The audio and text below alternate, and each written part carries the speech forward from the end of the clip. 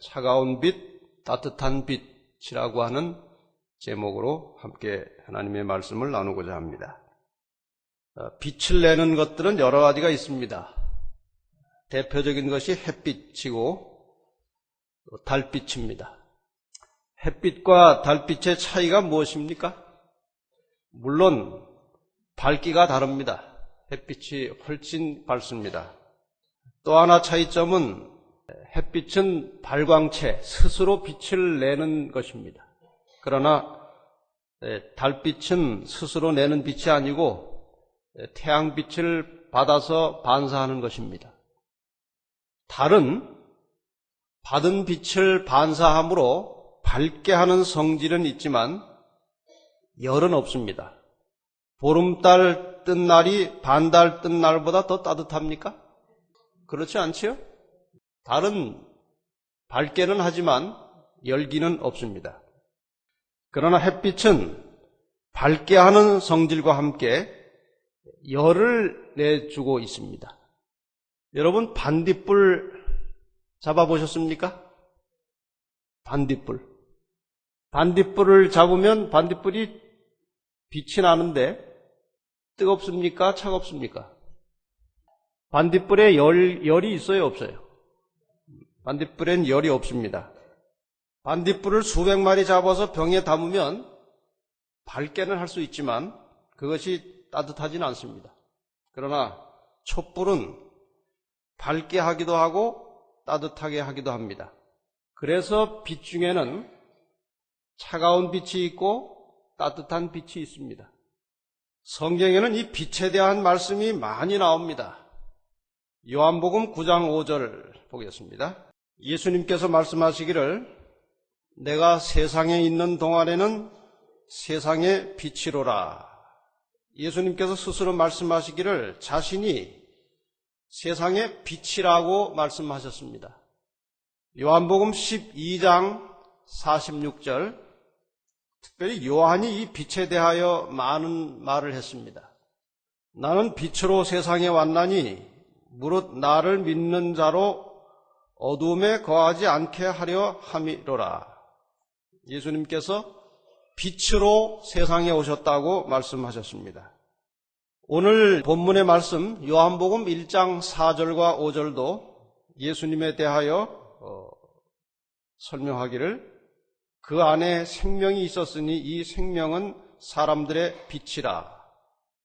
빛이 어둠의 빛이 돼. 이것은 예수님께서 이 땅에 오셨다는 말씀이고 그가 하늘의 기별을 증거하셨다는 말입니다. 그러나 어둠이 잘 깨닫지 못했습니다. 마태복음 5장 14절을 보시면 예수님께서 말씀하시기를 너희는 세상의 빛이라. 산 위에 있는 동네가 숨기우지 못할 것이요.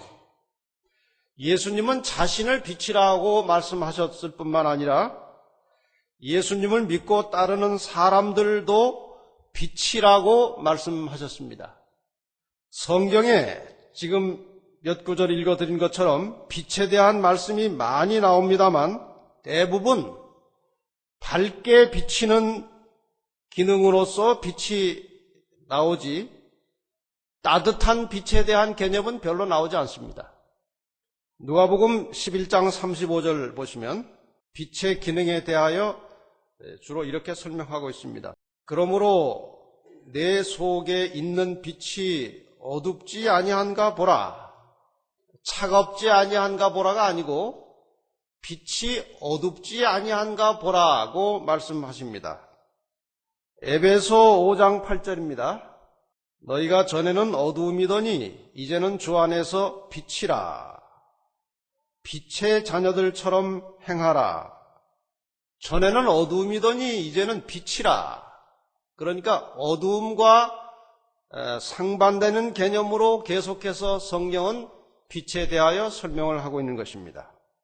성경에는 이 빛이신 예수 그리스도에 대해서 진리를 전해주고 진리를 가르치는 빛으로 또 사람들에게 올바른 길을 가르쳐주고 보여주는 빛으로 자주 설명을 하고 있습니다만 예수님을 따뜻한 빛으로 설명하는 구절은 하나도 나오지 않습니다.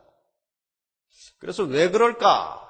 빛은 밝게 비치는 역할만 하는 것이 아니라 따뜻함을 가지고 있는 것인데, 열기를 가지고 있는 것인데, 왜 예수님의 그 빛 대신 예수님의 따뜻함에 대해서는 성경 기절이 없을까? 추측입니다만 따뜻함이라고 하는 것은 이론으로 설명되는 것이 아니고 느껴지는 것입니다. 따뜻함을 말로 설명할 수는 없어요. 그냥 느낌으로 와야 하는 것입니다.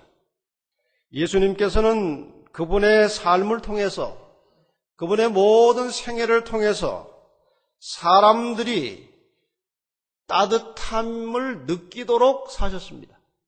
예수님은 사람 하나하나를 정말 친절하고 온유하게 대해주셨습니다. 우리가 그것을 감화력이라고 말합니다. 감화력. 설명은 되지 않지만 사람들에게 정말 따뜻한 감동과 감화를 주시는 분이었습니다.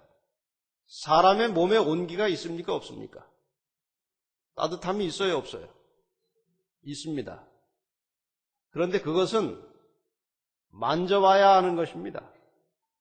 만져보지 않으면 그 사람의 온기를 느낄 수 없습니다.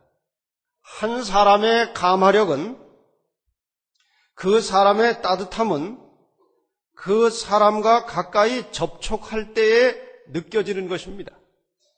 함께 접촉하고 함께 섞일 때에 느껴지는 것입니다. 우리가 성경에 아주 유명한 이야기 중에 하나, 그 사마리아 우물가에서 예수님과 사마리아의 여인이 대화를 하는 이야기가 나옵니다. 이 처음의 대화 속에서는 이 여인이 예수님이 어떠한 분인지를 잘 모르기 때문에 하나의 유대의 남자로 대하고 아주 형식적으로 대화를 나누다가 그 대화가 자꾸 길어지면서 예수님으로부터 이 사마리아 여인이 뭔가 온기를 느끼기 시작했습니다. 자기의 마음을 알아주고 자기의 심령을 헤아려 주는 정말 따뜻한 온기 있는 사람인 것을 발견하게 되었고, 마침내 그가 그 온기에 끌려서 영생에 대하여 경험하게 되었습니다.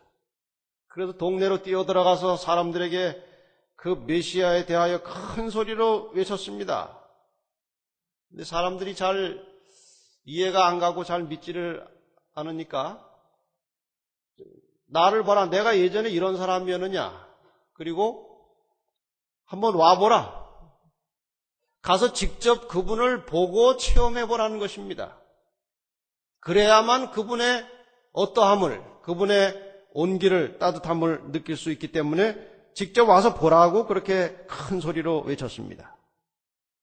그 사마리아 동네에 꽤 많은 사람들이 그 여인의 말을 듣고 그 우물가로 가서 예수 그리스도를 만났고, 이제는 예수 그리스도에게서 많은 것들을 배우고 느끼고 영생의 도리를 깨닫게 됩니다. 이 따뜻함과 온기는 가까이 가서 접촉함으로 느껴지는 것입니다. 그래서 예수님 당시에도 예수 그리스도를 멀리서 본 사람들은 예수님의 그 채취와 감화력과 온기를 느끼지 못한 채 그 말씀을 비평하고 그의 삶을 비난하고 그를 시기하고 마침내 그를 십자가에 못 박아 죽였습니다. 그러나 예수 그리스도와 함께 살면서 그분의 따뜻함을 경험한 사람들, 그 제자들은 마침내 예수 그리스도로부터 받은 그 열기와 열정을 가지고 로마 제국을 복음으로 불태우는 엄청난 역사를 이루어냈습니다. 가장 오랜 세월 동안 예수 그리스도의 복음을 열정적으로 전했던 사람은 아시는 대로 사도 요한이었습니다. 사람들은 요한을 가리켜서 사랑의 사도라고 말합니다. 그러나 원래 사도 요한은 그런 사람이 아니었습니다. 왜 이 사도 요한을 가리켜서 사람들이 사랑의 사도라고 말하는가 하면은 그가 인생 말년에 기록한 요한 1서, 요한 2서, 요한 3서, 요한 복음을 보면 사랑의 정신으로 가득 차 있습니다. 요한일서 4장 7절에 보면 사랑하는 자들아 우리가 서로 사랑하자. 이것은 젊은 사람이 힘있게 외치는 소리가 아니고 이제 거의 인생 노년에 인생 말년에 접어든 그 요한이 정말 그 가슴에서 우러나오는 소리로 외치는 것입니다. 사랑하는 자들아 우리가 서로 사랑하자. 다시 요한일서 4장 11절에 보면 사랑하는 자들아 하나님이 이같이 우리를 사랑하였은즉 우리도 서로 사랑하는 것이 마땅하도다. 이렇게 그의 인생의 말년은 사랑으로 가득 차 있습니다. 그런데 원래 요한은 아주 차가운 사람이었습니다. 성급하고 냉혹한 사람이었습니다. 그 증거가 성경 몇 곳에 나옵니다. 마가복음 3장 17절에 보면 또 세베대 아들 야고보와 야고보의 형제 요한이니, 야고보와 요한이 형제였습니다. 이 둘에게는 무슨 별명이 있었습니까? 곧 우레의 아들이란 이름을 더하셨으며 얼마나 성질이 급하고 얼마나 무서운지 별명이 우레의 아들이었습니다. 제자들이 사마리아 어느 한 동네를 지나게 되었을 때 그 사마리아 그 어느 한 촌락에서 예수님과 제자들을 영접하지 않았습니다. 배척했습니다. 그때 누가복음 9장 54절에 보면 제자 야고보와 요한이, 형제죠, 야고보와 요한이 이를 보고 가로되 주여 우리가 불을 명하여 하늘로 쫓아내려 저희를 멸하라 하기를 원하시나이까. 굉장히 급합니다. 지금 그 사마리아 한 촌락의 사람들이 예수님과 제자들을 이렇게 후하게 영접하지 않으니까 이 두 형제가 당장 하는 말이 뭡니까? 불이 하늘에서 내려와 가지고 이 동네를 다 그냥 살라버리도록 하면 어떻습니까? 그 형제의 그러한 기질은 아마 부모로부터 다소 받은 것 같습니다. 마태복음 20장 21절에 보면 그 어머니가 예수님께 찾아와가지고 예수님께 청탁을 하는 이야기가 나와요. 그 두 아들의 야고보와 요한의 어머니가 와가지고 예수께서 가라사대 무엇을 원하느냐? 그 어머니가 이제 찾아왔어요. 요즘 말로 하면 치맛바람을 일으키고 온 것입니다. 소원이 있다는 것입니다. 예수님께. 뭐냐? 가로되 이 나의 두 아들을 주의 나라에서 하나는 주의 우편에 하나는 주의 좌편에 앉게 명하소서. 이 보통 어머니 같으면 이런 말을 함부로 할 수 없어요. 둘 중에 하나만 잘 봐달라고 한 것도 아니고 두 아들을 하나는 오른쪽에 하나는 왼쪽에 앉혀달라는 것입니다. 이런 욕심과 성급함이 그 두 아들에게도 유전으로 들어간 것 같습니다. 그래서 요한의 형제들은 아주 급하고 우레의 아들이라는 별명을 가질 만큼 그러한 사람들이었습니다. 그런데 요한은 전혀 다른 사람으로 바뀌었습니다. 별로 급하지 않았던 다른 어떤 제자들보다도 훨씬 더 사랑이 충만한 제자가 되었습니다. 어떻게 그렇게 되었습니까? 제자들이 3년 반 동안 예수님과 함께 살았습니다. 그 3년 반이라고 하는 세월 동안에 예수님을 언제나 가장 가까이서 보고 듣고 배운 제자는 요한이었습니다. 그 급한 성격 이면에는 아주 또 다른 적극적인 면이 있었습니다. 이 사람들의 성격은 언제나 이 손바닥 앞뒤와 같은 것입니다.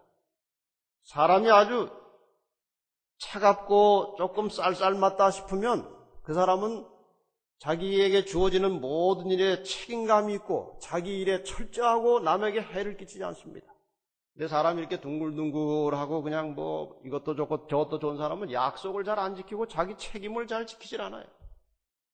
다 장단점을 이렇게 손바닥 앞뒤처럼 공유하고 있는 것이 인간입니다.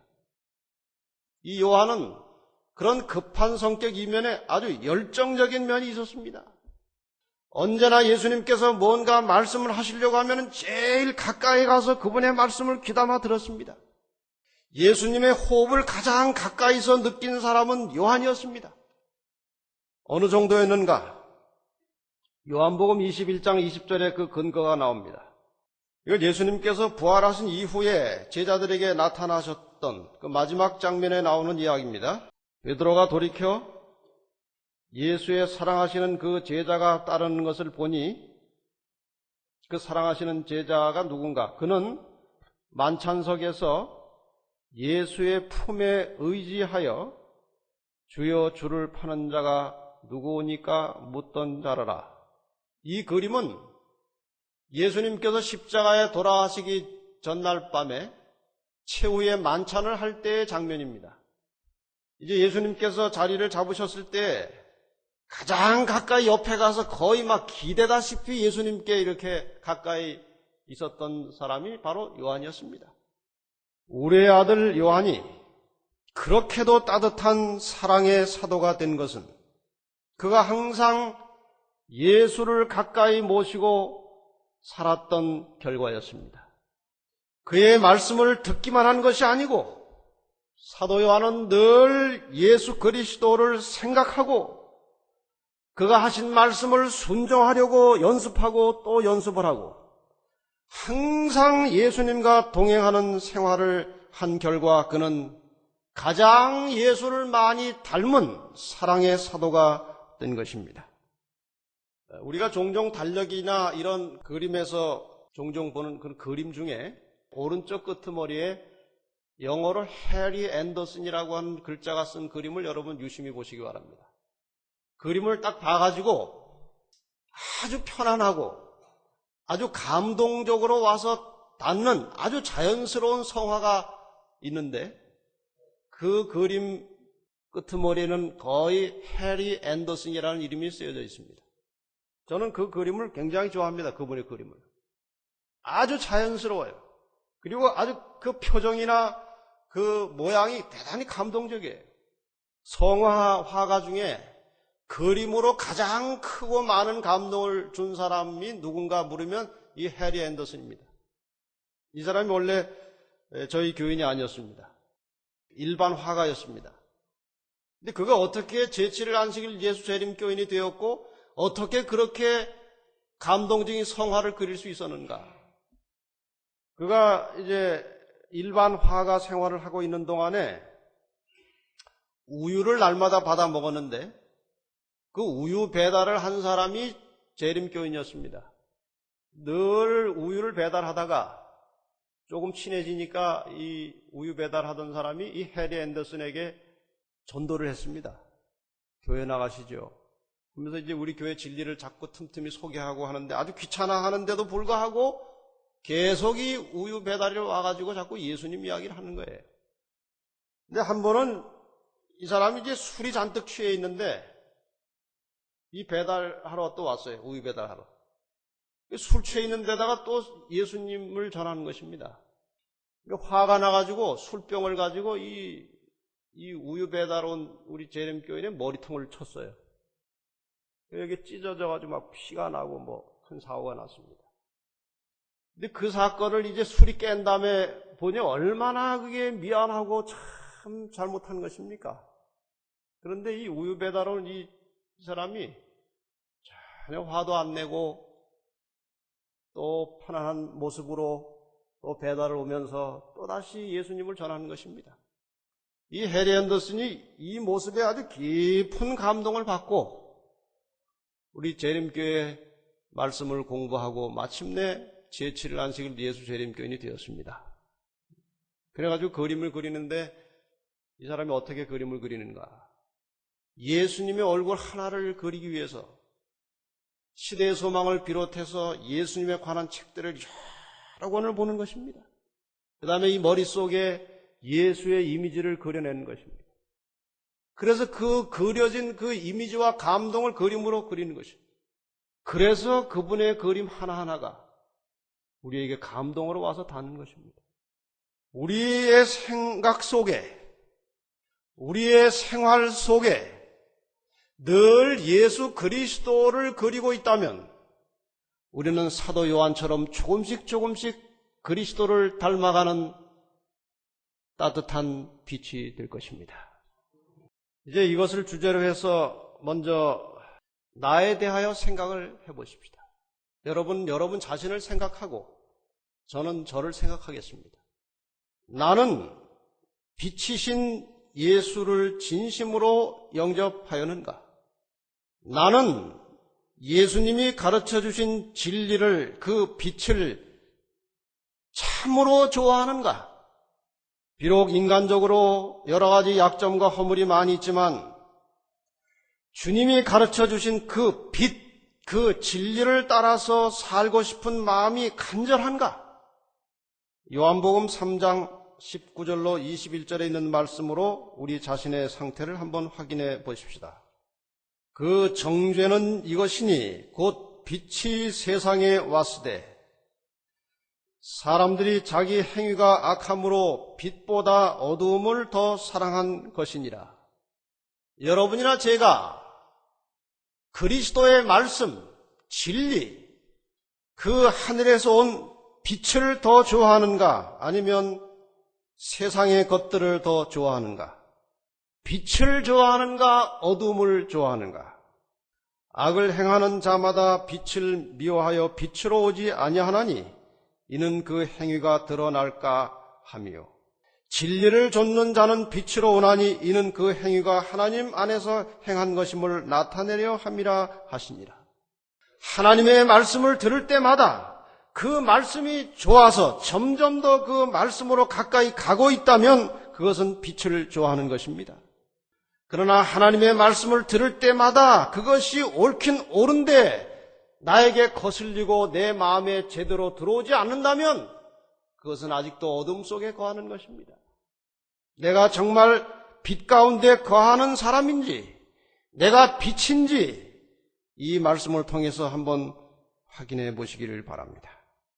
누가복음 11장 35절에 보면 그러므로 내 속에 있는 빛이 어둡지 아니한가 보라고 말씀하셨습니다. 우리가 비록 빛 대신 예수 그리스도를 영접하고 빛을 따라 살고자 하는 마음의 간절한 소원은 있지만 빛대로 살지 않기 때문에 우리의 마음이 어두워져 있지 않은지 한번 확인해 보시기를 바랍니다. 두 번째, 나는 생명을 가진 빛인가? 그냥 빛이 아니라 나는 생명을 가진 빛인가? 사람이나 식물이 태양빛을 외면하면 시들어 죽습니다. 그것은 태양빛 속에 하나님께서 부여하신 생명력이 있기 때문에 그런 것입니다. 마찬가지 원리로 진리의 빛을 가진 사람들은 이웃들에게 어떤 생동감 있는 영향을 미치는 사람들입니다. 우리는 그것을 감화력이라고 합니다. 정말 생명 있는 진리의 빛을 가지고 그 빛을 따라 사는 사람들은 주변 사람들이 그 사람을 볼 때 그 사람이 살아가는 모습이 아주 좋아 보입니다. 그 사람과 가까이 지내고 싶어지는 것입니다. 그 사람이 다니는 교회에 같이 다니고 싶어집니다. 그것은 생명의 빛을 가지고 있다는 증거입니다. 청년에게 보내는 기별 417페이지에 이런 말씀이 있습니다. 그리스도의 생애는 언제나 넓어지고 있는 무제한의 감화력, 즉 당신을 하나님과 온 인류에게 연결시키는 감화력을 가졌었다. 예수님의 생애는 하나님과 사람을 함께 연결시켜주는 감화력을 가지고 있었다고 말합니다. 우리가 예수 그리스도께로부터 받은 진정한 빛을 소유하고 빛을 따라 살 때 사람들이 우리를 통해서 하나님을 발견하게 될 것입니다.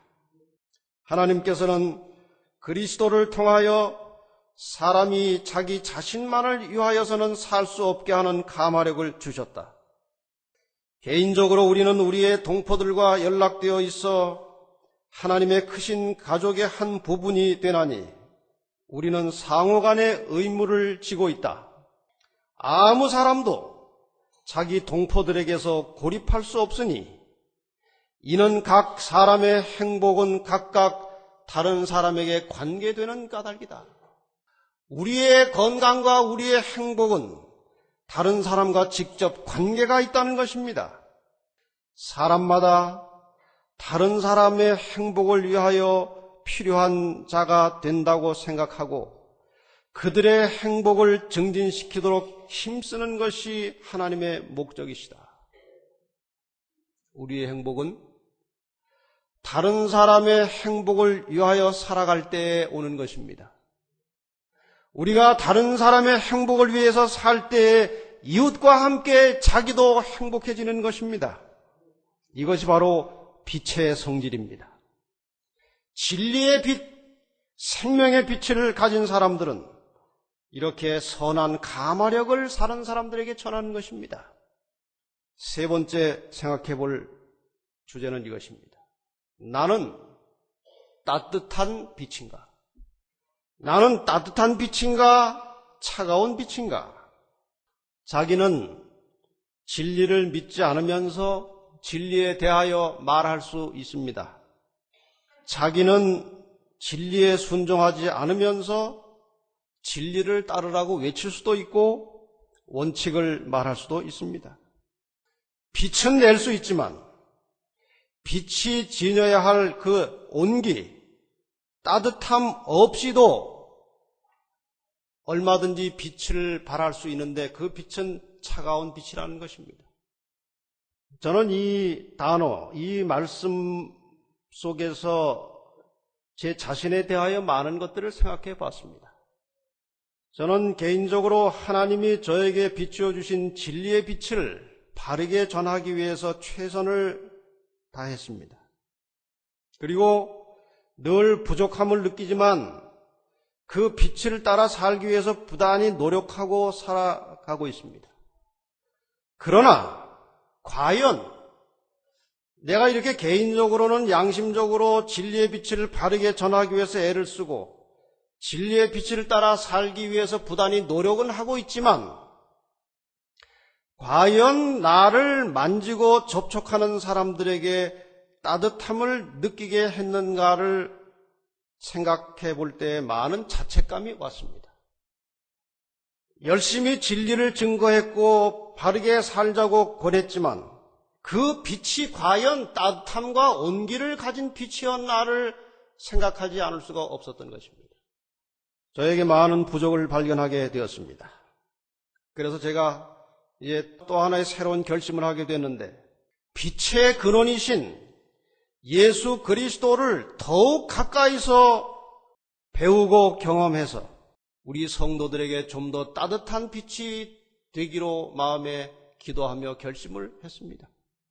따뜻한 빛이 필요한 것입니다. 제가 좀 더 그 따뜻한 빛을 가지고 계신 주님께 더 가까이 나가고 더 깊이 배워서 따뜻한 온기를 함께 나누기를 원합니다. 여러분 자신도 개인적으로 이 문제에 대해서 좀 더 깊이 생각하시기를 바랍니다. 빛에 대하여 소개하는 사람이 아니라 차가운 빛을 바라는 사람이 아니라 따뜻한 온기를 가진 빛이 되시기를 바랍니다. 요한처럼 그리스도와 아주 가까운 거리에서 살 때에 우리는 그리스도의 열기와 온기를 받을 수 있는 것입니다. 예수 그리스도를 깊이 생각하고 그분의 말씀을 항상 접촉하고 그분과 끊임없이 동행하며 살아갈 때 그분의 열기와 그 따뜻함이 우리들에게 전달되어 올 것입니다.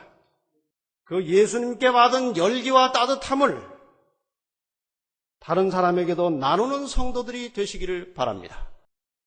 말라기 4장 2절에 이런 말씀이 있습니다. 내 이름을 경외하는 너희에게는 의로운 해가 떠올라서 치료하는 광선을 발하리니 너희가 나가서 외양간에서 나온 송아지같이 뛰리라. 어떤 제약회사의 표어가 이것입니다. 최선의 약은 사랑이다. 최고의 명약은 사랑이다.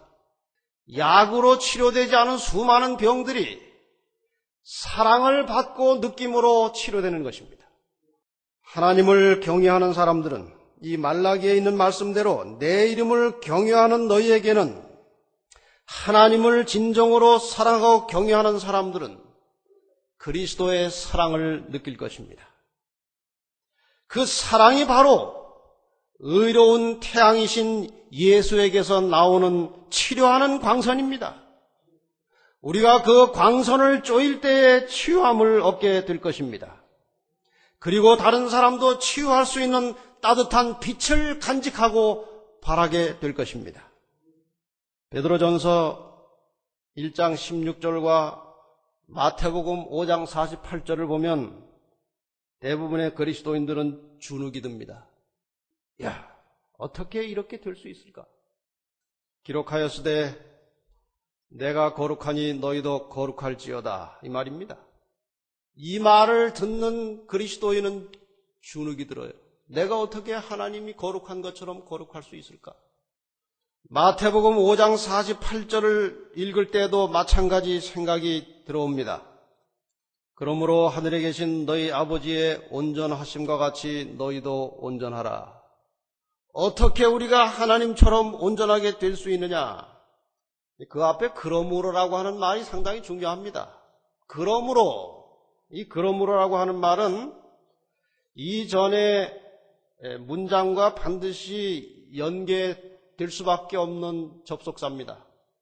그냥 무조건 너희 하늘 아버지의 온전하심과 같이 너희도 온전하라고 하신 것이 아니고, 그러므로라고 하는 말이 있는 것을 보면 그 이전의 말씀을 우리가 살펴볼 필요가 있습니다. 43절부터 보겠습니다. 또 내 이웃을 사랑하고 내 원수를 미워하라 하였다는 것을 너희가 들었으나 나는 너희에게 이르노니 너희 원수를 사랑하며 너희를 핍박하는 자를 위하여 기도하라.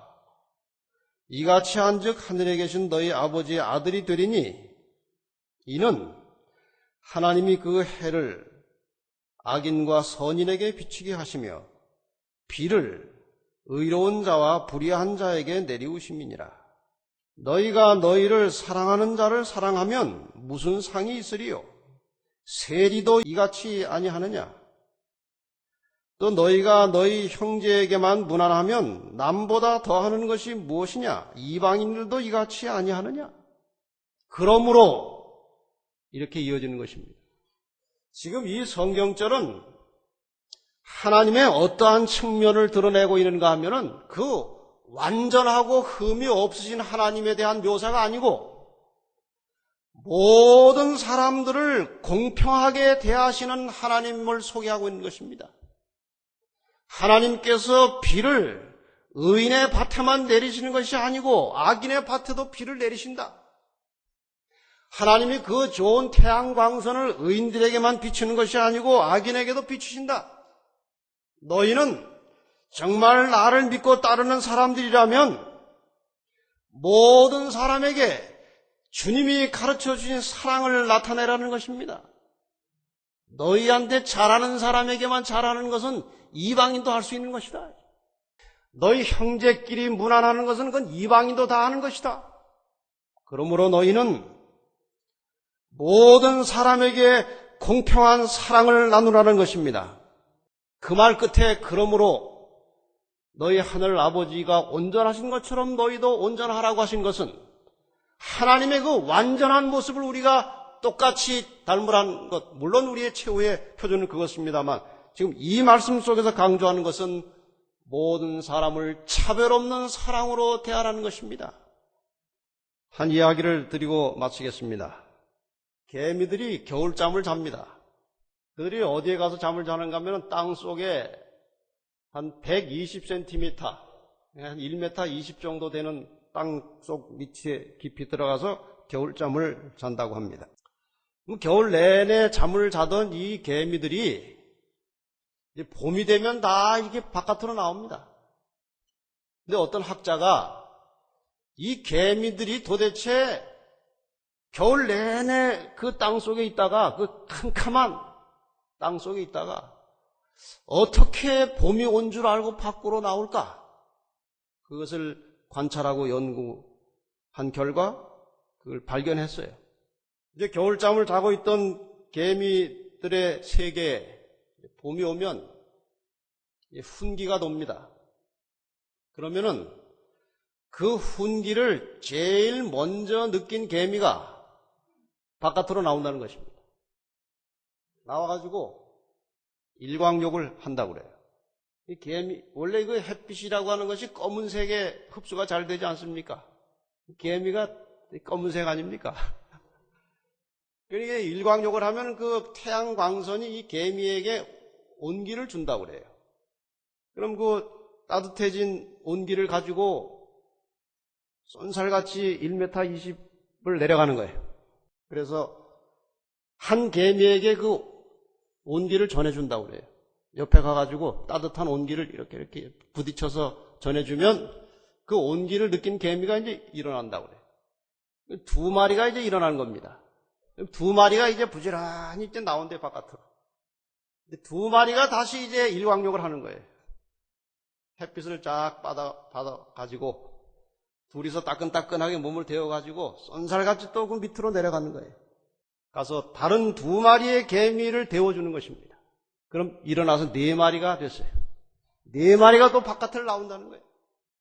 이것이 기하급수라는 것이 삽시간에 퍼져가는 것입니다. 4마리가, 8마리가, 16마리가, 32마리가, 64마리가, 128마리가. 어쨌든 이렇게 기하급수로 개미들이 쏜살같이 밖을 나와서 일광욕을 해서 들어가서 깨우고 해서 마침내 그 개미, 겨울잠을 자던 개미들이 다 일어난다는 것입니다. 그래서 봄에 보면은 개미들이 부지런히 왔다 갔다 하는 게 그것 때문에 그렇대요. 저는 이 개미들의 그러한 모습의 이야기를 들으면서 성도들의 모습을 생각했습니다.